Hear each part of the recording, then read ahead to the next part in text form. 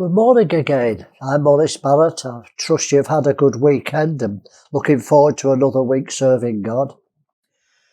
I've got a Monday morning meditation for you, something for you to think about.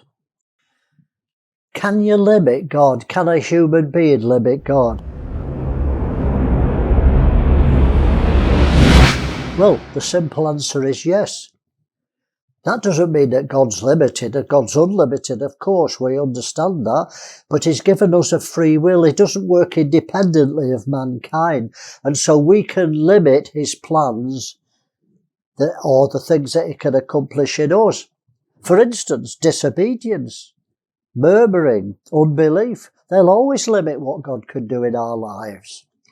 And this principle applies not only individually, but to a church, a ministry, a denomination, or even a nation. Well, Israel are a good example of this. Psalm 78 verse 41 says this: "How often did they provoke him in the wilderness," this is Israel, "and grieve him in the desert? Yes, they turned back and tempted God, and limited the Holy One of Israel."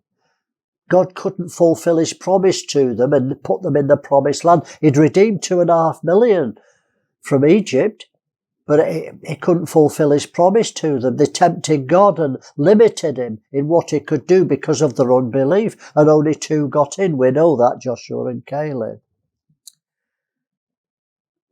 Verse 78, chapter 78, of Psalms 56. "Yes, they tempted and provoked the Most High God, and kept not His testimonies, but turned back and dealt unfaithfully like our fathers, and they were turned aside like a deceitful bow."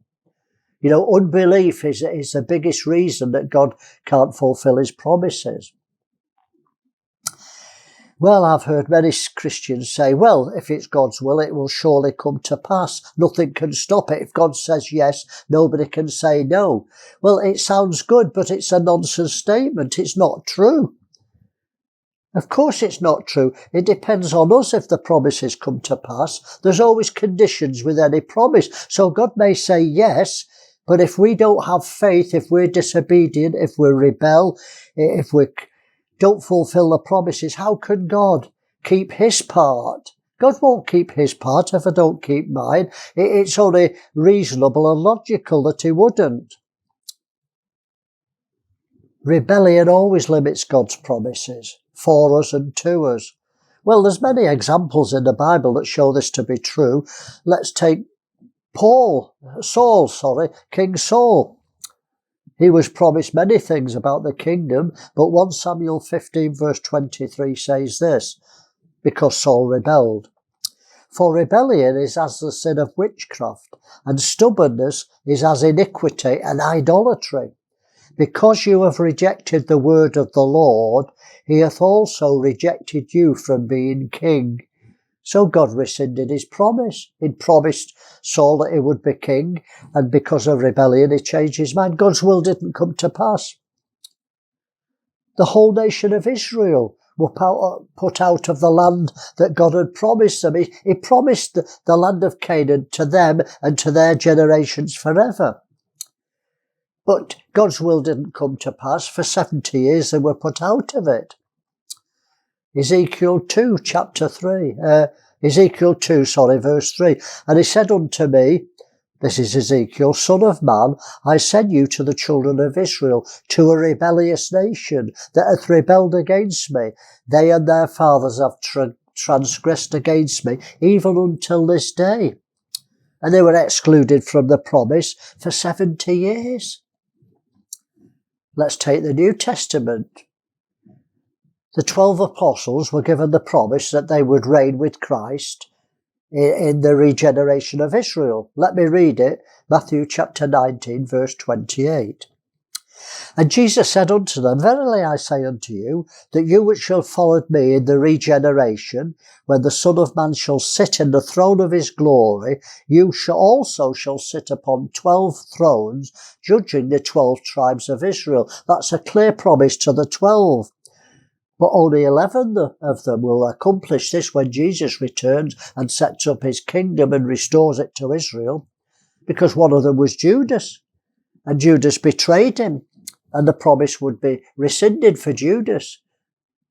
Maybe Saul of Tarsus is the other one that will make up the throne. I don't know. So we have to be careful that we're not complacent and forget that God's just, and he can't reward rebellion. How could God keep his promise if we break ours?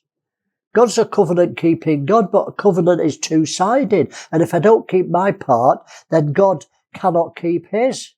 That's only fair. All God's promises are conditional, so we need to be diligent. And I've finished the vlog now, but the fear of the Lord is the beginning of wisdom. We need to wise up in these last days. And we all need fear.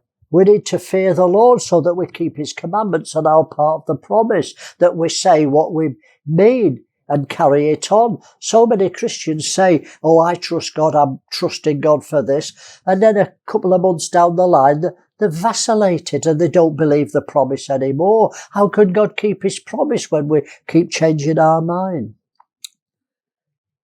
So let's concentrate. Let's fear the Lord to keep his promises, because he won't keep his if we don't keep ours. The big fear of the Lord is the beginning of wisdom.